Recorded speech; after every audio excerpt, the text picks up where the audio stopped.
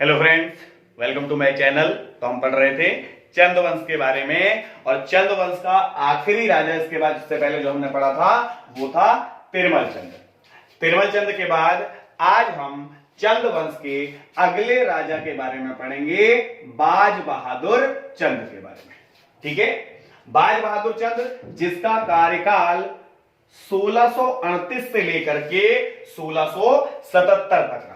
तो 1638 से 1677 तक बाज बहादुर चंद ने शासन किया है।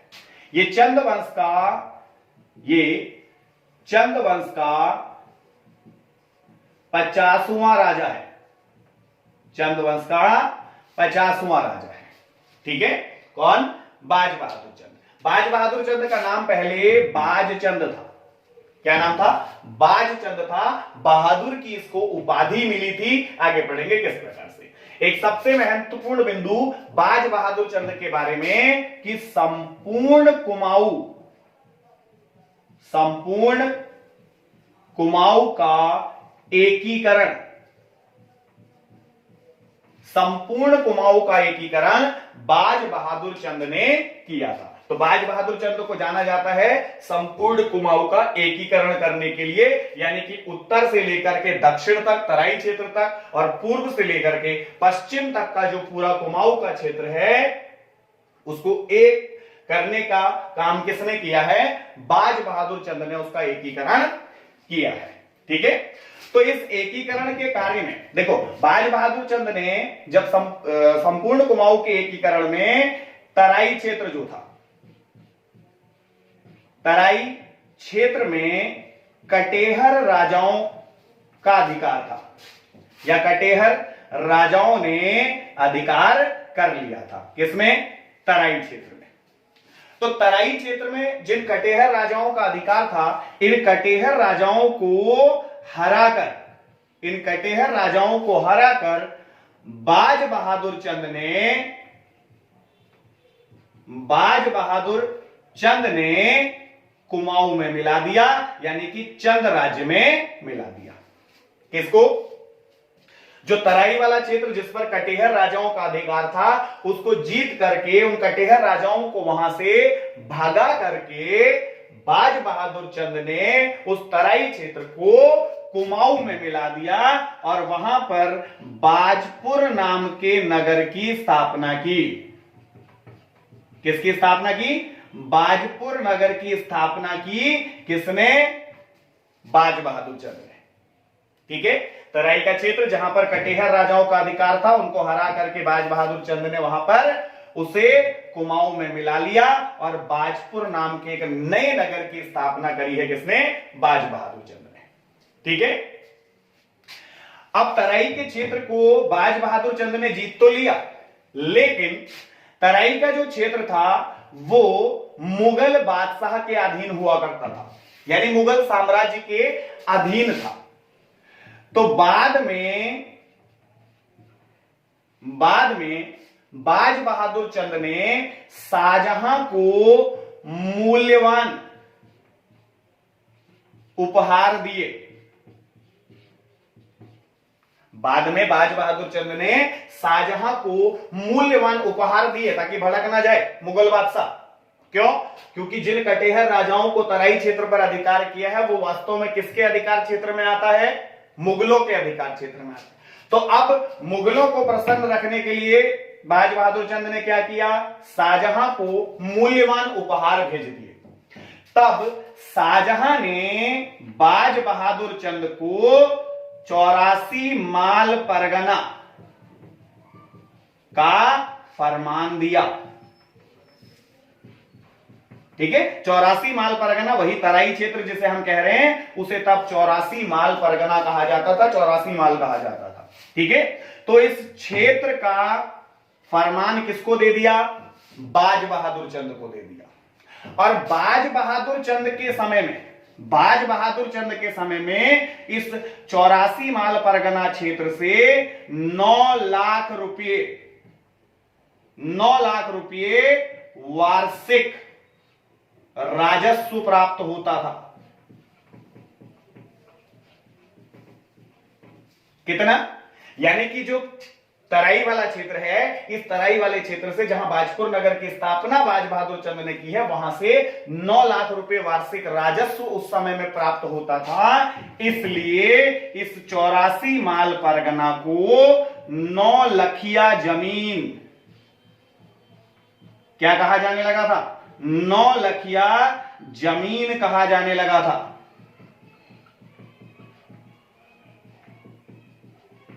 ठीक है, किसको?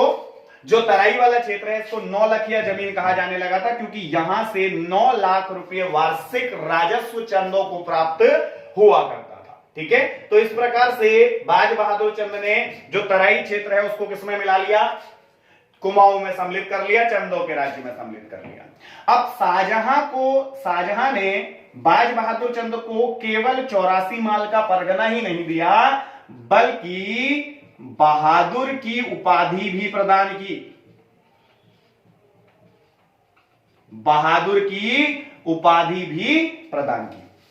ठीक है, तो बाज बहादुर चंद, मैंने बोला प्रारंभ में इसका नाम केवल क्या था? बाज चंद हुआ करता था। इसको बहादुर की उपाधि प्रदान की गई शाहजहां के द्वारा, और तब से इसको क्या कहा जाने लगा? बाज बहादुर चंद इसको कहा जाने लगा था। ठीक है, इसके अतिरिक्त साम्राज्य विस्तार में इसने मानिलगढ़ पर आक्रमण किया। ठीक, मानिलगढ़ कुमाऊं के अंदर था। देखिए, जो कत्यूरी राजा, कत्यूरी राजवंश की समाप्ति के बाद कुछ कत्यूरी राजा मानिलगढ़ में निवास करा करते थे। राजा मतलब कि जो उनके उत्तरवर्ती वंशज थे। ठीक, तो वे उत्तरवर्ती वंशज मानिलगढ़ में निवास किया करते थे, मानिलगढ़ में रहा करते थे, वहां उनका शासन चलता था। तो बाज बहादुर चंद ने मानिलगढ़ पर आक्रमण कर कत्यूरियों को यहां से भगा दिया।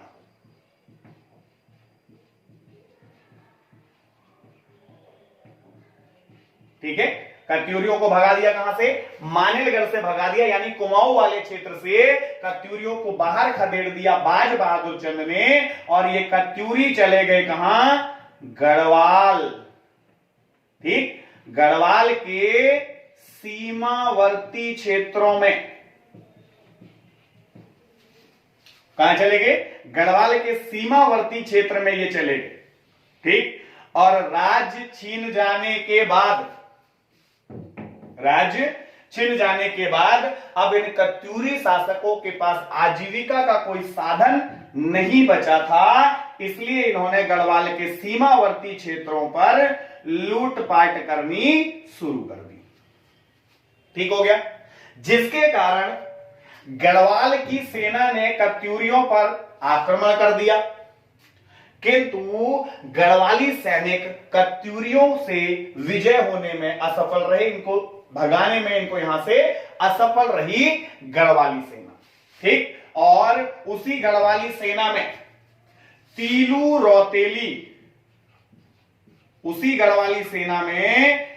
रौतेली के पिता और भाई की मृत्यु हो गई थी।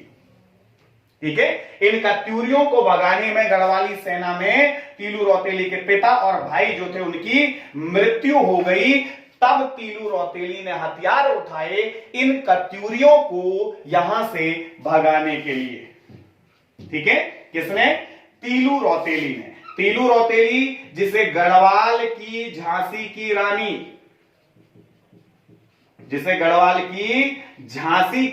रानी कहा जाता है, इन्होंने तलवार उठाई, इन्होंने हथियार उठाए कत्यूरियों का दमन करने के लिए, और कत्यूरियों को गढ़वाल से बाहर खदेड़ दिया। ठीक, कत्यूरियों को गढ़वाल से बाहर खदेड़ दिया। कुछ युद्ध इन्होंने लड़े थे, उनके बारे में बाद में डिस्कस करेंगे, जहां तीलू रौतेली के बारे में पढ़ेंगे वहां पे। ठीक, और तीलू रौतेली बाद में जिसकी हत्या एक कत्यूरी सैनिक ने कर दी थी, एक कत्यूरी सैनिक जिसका नाम था रामू रजवार। कत्यूरी सैनिक रामू रजवार ने तीलू रौतेली की हत्या कर दी जब वे पूर्वी नयार नदी में पूर्वी नयार नदी में जब तीलू रौतेली स्नान कर रही थी तो उस वक्त धोखे से रामू रजवार में तीलू रौतेली की हत्या कर दी थी। ठीक है, तो तीलू रौतेली ने इन कत्यूरियों को गढ़वाल से भी भगाया था, कुमाऊं पे आ जाते। तो बाज बहादुर चंद ने मानिलगढ़ को कत्यूरियों से खाली करवाया और मानिलगढ़ को भी किसमें शामिल कर लिया? चंदों के राज्य में शामिल कर दिया। ठीक, इसीलिए हमने बोला था संपूर्ण कुमाऊं का एकीकरण करने वाला राजा कौन है? तो बाज बहादुर चंद है। ठीक है, संपूर्ण कुमाऊं का एकीकरण करने वाला राजा बाज बहादुर चंद है। या ये कह सकते हो कि कुमाऊं की सीमाओं का, कुमाऊं की सीमा का सबसे ज्यादा विस्तार, कुमाऊं की सीमा का सबसे ज्यादा विस्तार बाज बहादुर चंद के समय में हुआ था। इसने संपूर्ण कुमाऊं का एकीकरण किया। सीमा का विस्तार सबसे ज्यादा किसने किया? बाज बहादुर चंद ने किया। ठीक है, इसके अतिरिक्त बाज बहादुर चंद ने तिब्बत अभियान चलाया। इसके अतिरिक्त बाज बहादुर चंद ने तिब्बत अभियान चलाया हूणियों के दमन के लिए। ठीक है, कौन सा अभियान? तिब्बत अभियान। तिब्बत अभियान के तहत बाज बहादुर चंद ने हूणियों का दमन किया। हूणियों का दमन किया। ठीक है, हूण देखो जो तिब्बती क्षेत्र में निवास किया करते थे हूण जाति के लोग। ठीक, तो ये हूण जाति के लोग क्या करते थे? बार बार इधर आक्रमण करते रहा करते थे। भारतीय इतिहास में गुप्त वंश के अंदर हम पढ़ते हैं कि गुप्त वंश के पतन में हूण आक्रमण का महत्वपूर्ण योगदान था। गुप्त राजा भारत के इतिहास में जो समाप्त हुए वो किसकी वजह से हुए? हूणों की वजह से हुए। ठीक है, तो ये वही हूणी थे। तिब्बत अभियान के तहत बाज बहादुर चंद ने इन हूणियों का दमन किया। इस कार्य से यानी हूणियों का दमन करने से दो फायदे हुए। एक, भोटिया व्यापार। भोटिया व्यापार में जो बाधाएं थी वो समाप्त हो गई। ठीक है, भोटिया लोग तिब्बत से व्यापार किया करते थे, तो उस व्यापार में जो समस्या हूणियों के कारण हुआ करती थी, ये लूटपाट बार बार वहां पे मचा दिया करते थे, तो वो समस्या भोटिया व्यापार की समाप्त हो गई। दूसरा, मानसरोवर यात्रियों को देखो, क्योंकि मानसरोवर यात्री भी कहां जाएंगे? मानसरोवर तिब्बत में। ठीक है, तो मानसरोवर यात्रियों की जो समस्याएं थी वो समस्याएं भी क्या हो गई? इसके कारण समाप्त हो गई। किससे? हूणियों का दमन करने से। तो बाज बहादुर चंद ने हूणियों का दमन कर भोटियों के व्यापार और मानसरोवर यात्रा में आने वाली सभी जो दुविधाएं हुआ करती थी, विपत्तियां जो थी, जो हूणियों के कारण उत्पन्न होती थी, वो क्या कर दी? समाप्त कर दी। ठीक, इसके अतिरिक्त बाज बहादुर चंद ने मानसरोवर यात्रियों के लिए गूंठ भूमि दान में दी। गूंठ भूमि दान में दी। देखिए, गूंठ भूमि वो भूमि थी जिस पर टैक्स नहीं लगता था।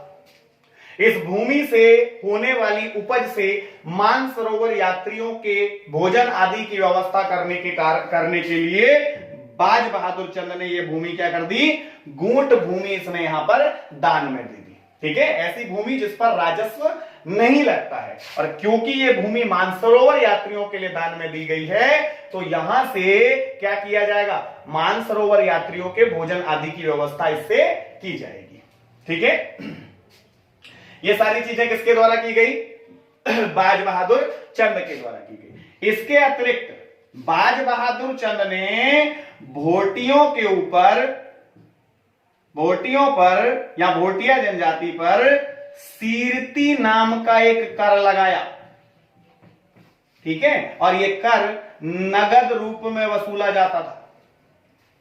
भोटियाओं के ऊपर सीरती नाम का एक कर लगाया किसने? बाज बहादुर चंद ने। ठीक। और केवल भोटियाओं पे ही नहीं, तिब्बतियों के ऊपर भी यह कर लगता था, ठीक है। यानी कि भोटिया और तिब्बतियों का जो व्यापार था उस पर सीरती नाम का यह कर लगा था, जो कि नगद रूप से वसूला जाता था। और किसने लगाया था? बाज बहादुर चंद ने यह कर लगाया था, ठीक है। टैक्स नीतियों में स्थापत्य कला की बात करें तो बाज बहादुर चंद ने घोड़ा खाल के गोलू मंदिर का निर्माण करवाया। बाज बहादुर चंद ने घोड़ा खाल के गोलू मंदिर का निर्माण कराया, ठीक है। घोड़ा खाल का गोलू मंदिर किसने बनवाया? बाज बहादुर चंद ने बनवाया। इसके अतिरिक्त एक मंदिर और है, एक हथिया देवाल मंदिर। एक हथिया देवाल मंदिर, ठीक है। ये कहां है? थल में। एक हथिया देवाल मंदिर जो कि थल पिथौरागढ़ में है, इसका निर्माण भी किसने करवाया है? बाज बहादुर चंद ने करवाया है, ठीक है। तो दो मंदिर, घोड़ा खाल का गोलू मंदिर और एक हथिया देवाल मंदिर जो कि थल में स्थित है, बाज बहादुर चंद ने बनवाया। इस एक हथिया देवाल मंदिर की तुलना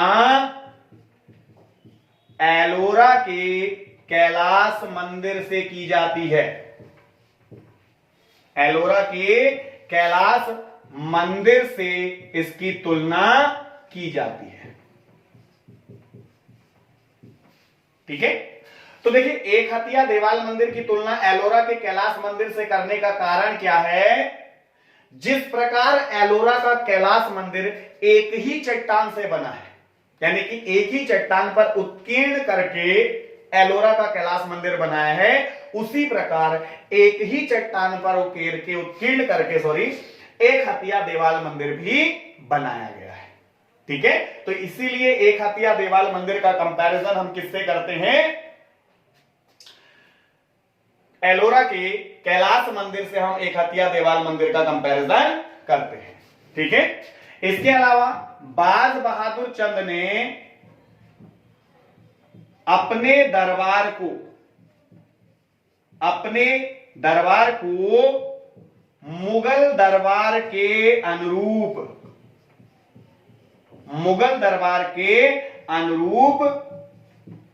बनाने का प्रयास किया।